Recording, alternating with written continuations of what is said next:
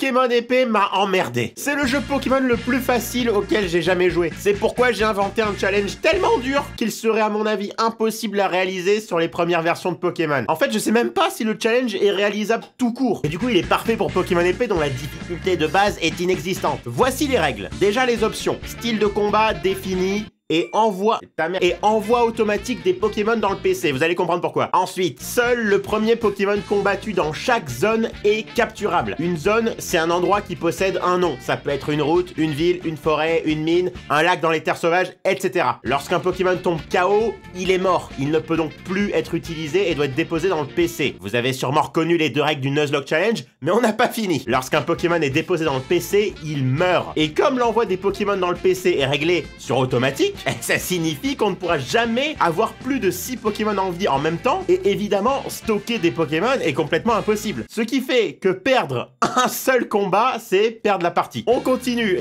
Interdiction de soigner les Pokémon. Pas de centre Pokémon, pas de baie citrus, pas de potion, tout ça c'est interdit. La seule manière pour nos Pokémon de regagner leur point de vie, c'est les attaques de vol de vie, style Volvi, et surtout les moments où le jeu décide de soigner notre équipe. On parle de toi, Nabil. Tu vas peut-être enfin servir à quelque chose. Allez, les Pokémon légendaires ne sont pas autorisés, sauf les moments où c'est nécessaire pour avancer dans le scénario. Bon, je crois pas que ça arrive beaucoup. Interdiction de Dynamaxer lors des combats d'arène. On va se sentir un petit peu comme dans l'attaque des titans. Et pour terminer, la règle ultime, interdiction de recharger des sauvegardes. Il faudra faire avec chaque erreur ou bien recommencer depuis le tout début. Ça va être horrible. Comment est-ce que vous saurez que je n'ai jamais rechargé ma sauvegarde? Bah c'est très simple. Ce challenge sera réalisé en direct sur ma chaîne Twitch avant d'être monté en vidéo pour YouTube. Je vous avais dit que ça pourrait arriver de temps en temps, bah là c'est vraiment l'occasion. Je vous donne donc rendez-vous ce lundi 21 juin à 18 h pour venir assister à ce challenge. On livera tous les soirs vers 18 h jusqu'à ce que le challenge soit terminé. Ça risque de prendre quelques jours et ça peut très bien se terminer sur une défaite si le truc est impossible, j'en sais rien.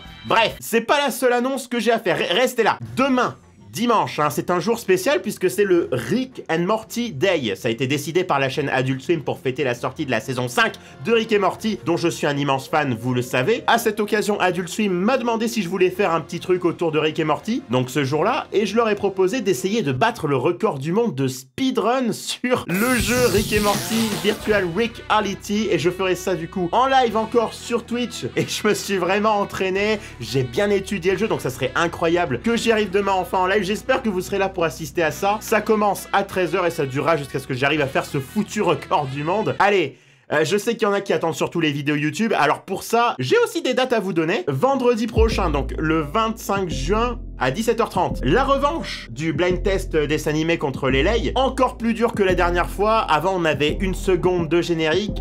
Là, il y aura presque rien. Et le vendredi suivant, donc le 2 juillet, nouveau challenge Pokémon en vidéo. Je vous dis pas ce que c'est, mais ça se passera sur un jeu de la 4e génération.